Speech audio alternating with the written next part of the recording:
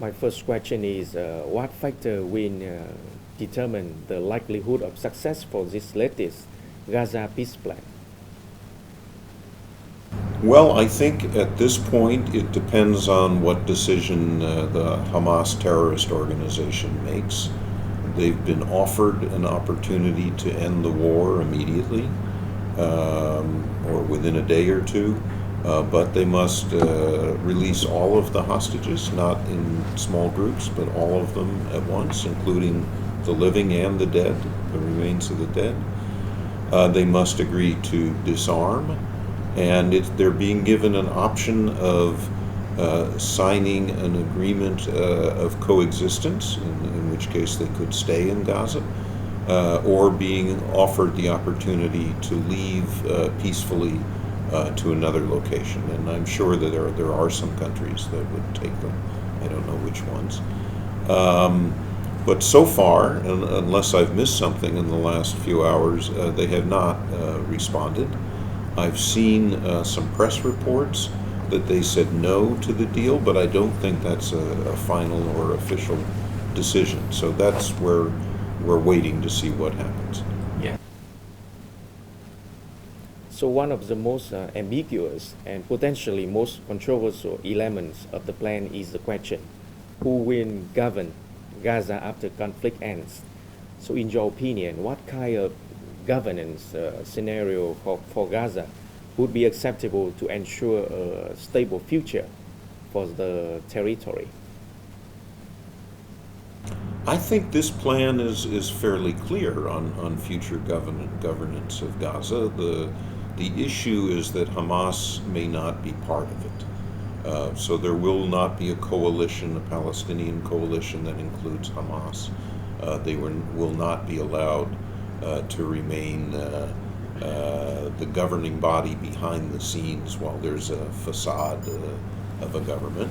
But the idea is to have a group of technocrats, I think Palestinian technocrats, who will be vetted very carefully with some Arab experts.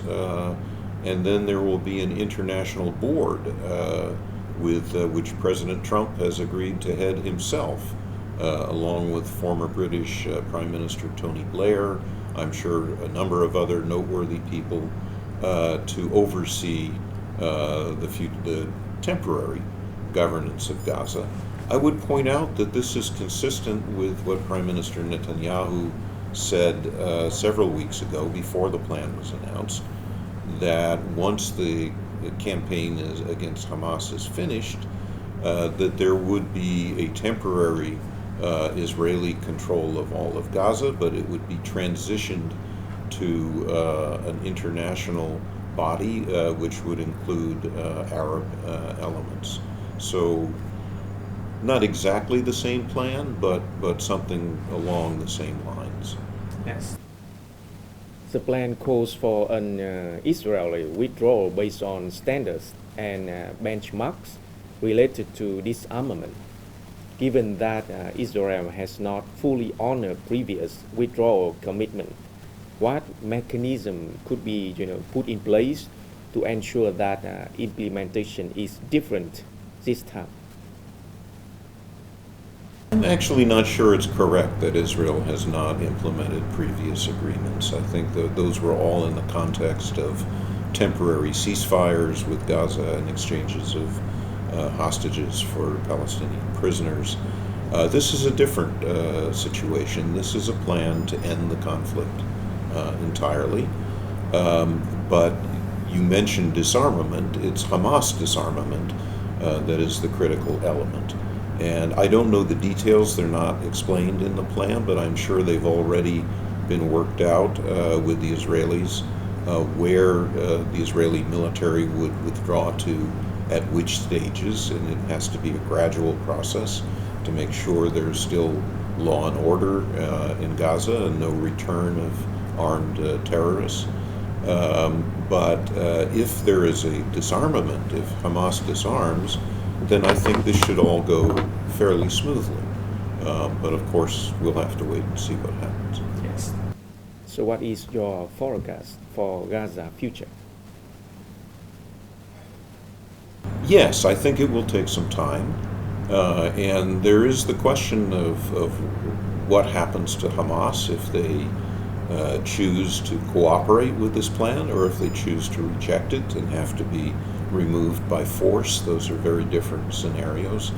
But I think in either case, Gaza has a bright future. It has enormous potential, as President Trump stated months ago, somewhat humorously, but the idea is a serious one, that it's beachfront property.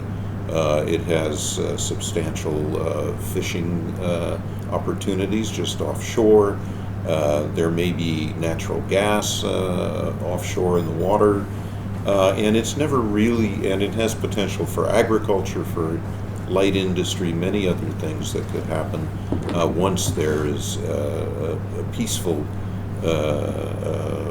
coexistence between the Palestinians in Gaza and the State of Israel.